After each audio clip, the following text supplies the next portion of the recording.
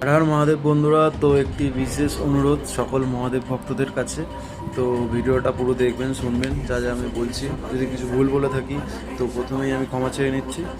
তো বন্ধুরা, তো আর কিছুদিন আর অপেক্ষা বলতে গেলে শেষই হয়ে গেছে। যে তারকেশ্বর শ্রাবণ মাস শুরু হতে চলেছে, বাবার মাথায় সকল ভক্তরা পায়ে হেঁটে গাড়িতে করে জল ঢালতে যায়। তো যেই জিনিসটা কিছু বছর ধরে দেখা দিচ্ছে যে মহাদেবের ভক্ত হলেই মানে নেশা করছে, এরকম করছে, মানে একটা সবাই না, সবাইয়ের কথা বলছি না, কিছু কিছু বাড়ছে এই জিনিসটা। ইয়ং ছেলে মেয়েদের বেশি দেখা যাচ্ছে তারকেশ্বর কচুয়ায় রাস্তায় দেখতে পাবেন গাড়ি করে যাই করেই হোক নেশা করতে দেখা যাচ্ছে।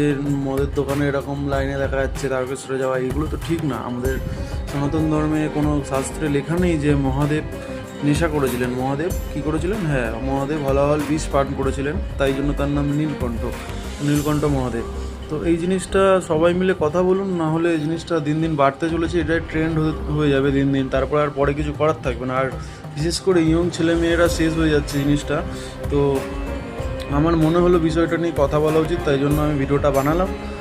তো আমাদের এতে সনাতন ধর্মেরও বদনাম হয়, রাস্তায় যারা অন্য ধর্মের লোকেরা যখন দেখছে আমাদের সনাতন ধর্মটা, তো আমাদের সনাতন ধর্ম তো এটা না যে নেশা শেখায় বা নেশা। কিন্তু কিছু কিছু জন এখন শুরু করেছে জিনিসটা, মানে জিনিসটা বাড়তে চলেছে। মহাদেবের ভক্ত বলে এরকমভাবে খাওয়া শুরু করে দিচ্ছে রাস্তায় যাওয়ার সময়, দেখতেই পাবেন, সকলেই দেখেন, কারোরই ভালো লাগে না আশা করছি। তো জিনিসটা বন্ধ হোক, সকলেই চাই। তো সকল মহাদেব ভক্তদের কাছে অনুরোধ, এই বছর তারকেশ্বরে যাওয়ার সময় কেউ নেশা করবেন না, যাদের দেখবেন বারণ করবেন, কারণ এটা তো আমাদের সনাতন ধর্মে কোথাও নেই। তো মহাদেবকেও এটা অপমান করাই হচ্ছে। তো আমার এটা মনে হচ্ছিলো, তাই আমি ভিডিওটা বানালাম। যদি কিছু ভুল বলে থাকি তো সকলে কমেন্ট করে জানাবেন, ঠিক বললেও কমেন্ট করে জানাবেন। হর হর মহাদেব, জয় বাবা তারকনাথ।